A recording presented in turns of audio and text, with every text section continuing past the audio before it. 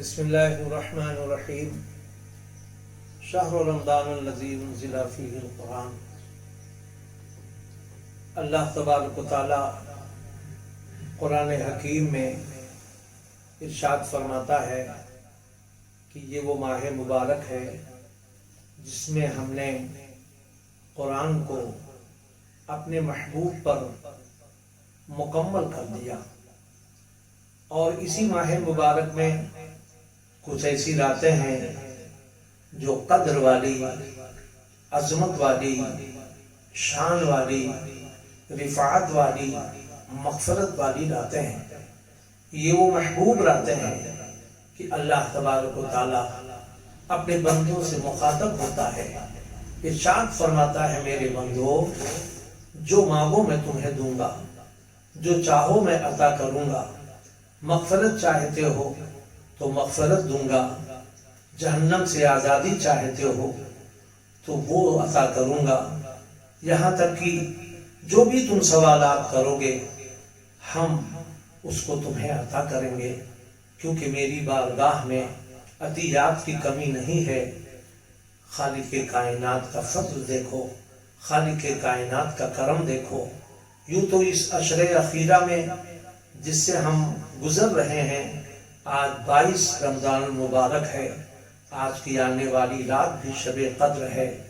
ایک شب قدر گزر چکی، اللہ تعالیٰ اس کے صدقے میں عالم کے مومنین کی مغفرت کا سامان فرمائے، اور آج کی آنے والی رات بھی شب قدر میں شامل ہے، یعنی 21ویں، 23ویں،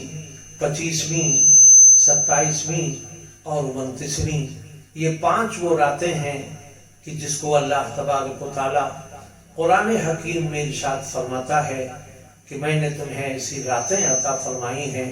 کہ ایک رات کا ثواب 1000 نہیں، لاکھ نہیں، کروڑوں کے برابر ہم تمہیں دے سکتے ہیں، اس لیے کہ اللہ رحیم بھی ہے، اللہ کریم بھی ہے، اللہ ستار بھی ہے، اللہ غفار بھی ہے، اللہ سمیع بھی ہے، اللہ بصیر بھی ہے،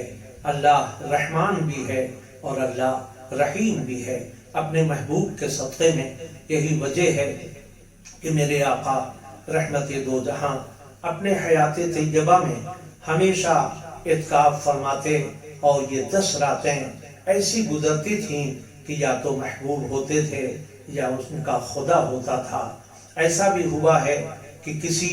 بنا پر جب آپ نے 1 سال اعتکاف نہ کر سکے تو آپ نے آنے والے سال میں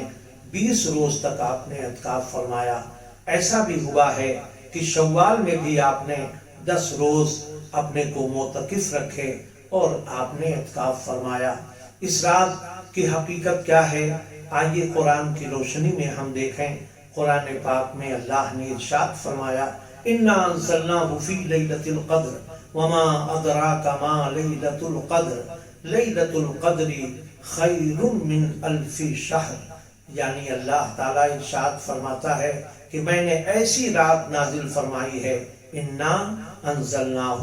فِي لَيْلَةِ الْقَدْرِ، یہ قدر والی رات ہے، منزلت والی رات ہے، رفعت والی رات ہے، شان و شوکت والی رات ہے۔ اور یہی نہیں، اِنَّا أَنزَلْنَاهُ فِي لَيْلَةِ الْقَدْرِ وَمَا أَدْرَاكَ مَا لَيْلَةُ الْقَدْرِ، اور پھر آگے ارشاد فرماتا ہے کہ یہ وہ رات ہے کہ خیر من الف شہر تنزل الملائکۃ والروح، یعنی یہ وہ رات ہے جس کو میں نے 1000 مہینوں سے بہتر رات بنائی ہے۔ ہمارے ملائکہ بھی نازل ہوتے ہیں، اللہ کی رحمت بھی نازل ہوتی ہے، اللہ کی مغفرت بھی نازل ہوتی ہے، اللہ کی برکت بھی نازل ہوتی ہے، اور اللہ کی شان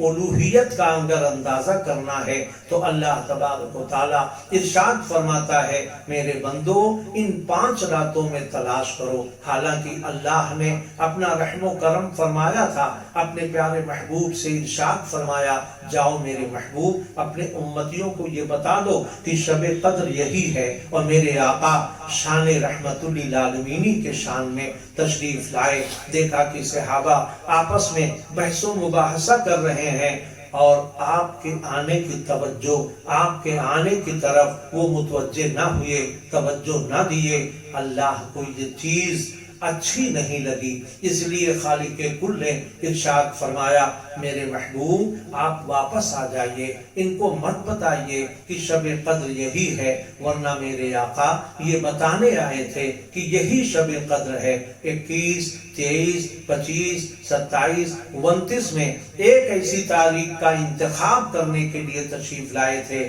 کہ یہی شب قدر ہے، مگر ان لوگوں کے مباحثے کی بنیاد پر اللہ نے اس حکم کو اٹھا لیا۔ اس سے دو چیزوں کا پتہ چلا، ایک تو یہ کہ میرے آقا شہنشاہ کون و مکان کو یہ معلوم تھا اور یہ معلوم ہے کہ شب قدر کون سی رات ہے، اور دوسری چیز یہ کہ ہمارے بحث و مباحثے سے، ہمارے اختلافات سے اللہ کی نعمت روٹھ جاتی ہے، اللہ کی رحمت روٹھ جاتی ہے، لہذا ہمیں اس پر بھی خیال کرنا چاہیے۔ جو ہم گھروں میں اختلاف کرتے ہیں، بحث و مباحثہ کرتے ہیں، ہم اپنے اجتماعیت میں، ہم اپنے موضع میں، ہم اپنے بستی میں، ہم اپنے خاندان میں ان چیزوں پر خیال نہیں کرتے ہیں اور تھوڑی تھوڑی باتوں پر بحث و مباحثہ کرتے رہتے ہیں۔ اس لیے تمامی حضرات کو ان چیزوں سے بچنا چاہیے۔ آقا دو جہاں صلی اللہ تعالی علیہ وسلم یہی بتانے کے لیے تشریف لائے تھے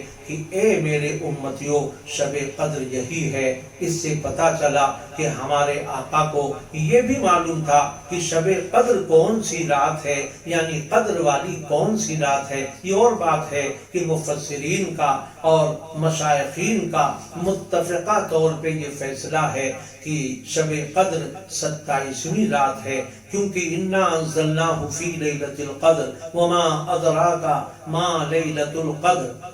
لیلۃ القدر خیر من الف شہر۔ اگر ان تمام حروف کو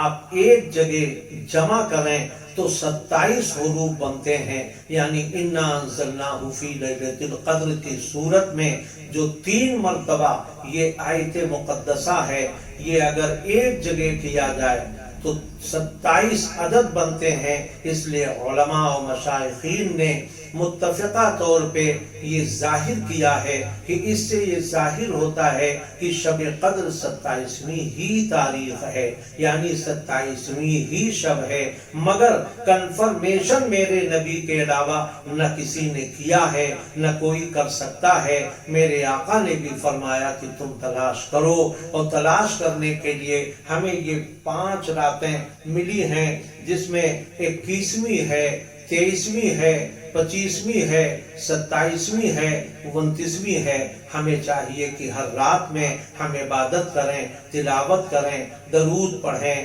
وظائف پڑھیں۔ یہ اور بات ہے کہ وظائف میں سب سے زیادہ جو وظیفہ مقبول ہے وہ ہے درود پاک، کیونکہ یہ وہ عمل پاک ہے جس کو اللہ تبارک و تعالیٰ نے خود اپنے محبوب کی بارگاہ میں پیش کیا ہے۔ تو جب اللہ پیش کرتا ہے تو بندوں کو کیوں نہیں عرض کرنا چاہیے؟ اس لیے درود پاک وہ وظیفے پاک ہے، اور وظائف کے کمی اور زیادتی کی بنیاد پر انسان کا جانی اور مالی نقصان ہو جاتا ہے، مگر درود وہ عمل پاک ہے کہ جس قدر پڑھا جاتا ہے اتنے ہی فائدہ ہوتا ہے، اور اگر کوئی درود کی کثرت کرتا ہے تو وہ مستجاب الدعوات ہو جاتا ہے۔ اس کی زبان میں اتنی تاثیر اللہ دے دیتا ہے کہ اب وہ جس کے لیے دعائے خیر کرتا ہے اللہ اس کے دعا کو قبول فرما لیتا ہے۔ بہرکیف یہ اب 8 روز جو آپ کے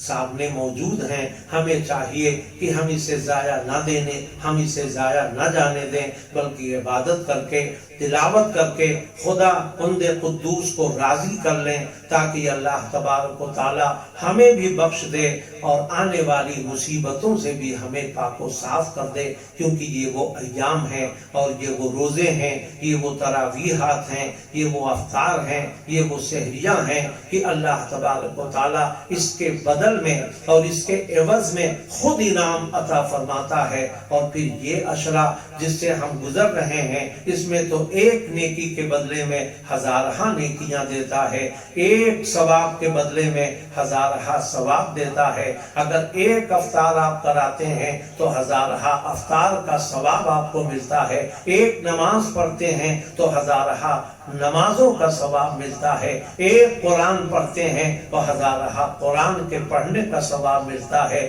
ایک درود پڑھتے ہیں تو ہزارہ درود پڑھنے کا آپ کو ثواب ملتا ہے۔ اسی طریقے سے ہر چیز اگر آپ والدین کی فرما برداری کرتے ہیں تو بھی خدا کے قریب آپ محبوب ترین ہیں، کیونکہ میرے آقا رحمت عالم سرور کائنات نے پہلے ہی رمضان کو ارشاد فرمایا تھا، اور جب آپ نے پہلے منبر پہ قدم رکھا تھا، جبکہ میں اسے بیان کر چکا ہوں، میرے آقا نے پہلے ہی منبر پہ جب قدم رکھا تو آپ نے آمین فرمایا، دوسرے پہ قدم رکھا پھر آمین فرمایا، تیسرے پہ قدم رکھا تو پھر آمین فرمایا۔ بعد میں صحابہ نے عریضہ پیش کیا کہ یا رسول اللہ ایسا تو میں نے کبھی نہیں دیکھا، تو آقا نے فرمایا کہ جی ہاں، جب میں نے پہلا قدم رکھا تھا تو حضرت جبریل نے عرض کیا تھا کہ یا رسول اللہ دور ہو وہ جنت سے، دور ہو وہ جنت سے جو رمضان کا مہینہ پائے اور اپنی مغفرت نہ کرائے،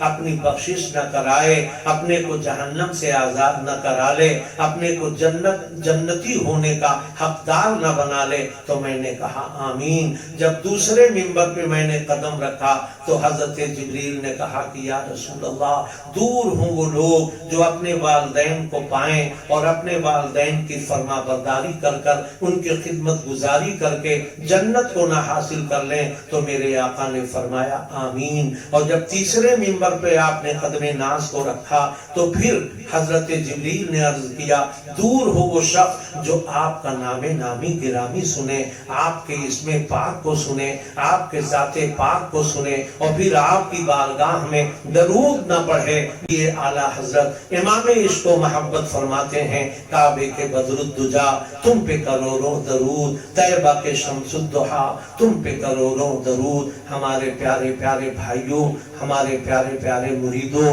عزیزوں، جہاں تک یہ میری آواز جا رہی ہے، جہاں تک آپ کے کانوں میں یہ میری آواز پہنچ رہی ہے، ہم ہر کس و ناقص کے لیے، ہر مرید، ہر مومن، ہر عاشق رسول کے لیے دعا گو ہیں کہ اللہ تبارک و تعالیٰ اس ماہ مبارک بالخصوص اس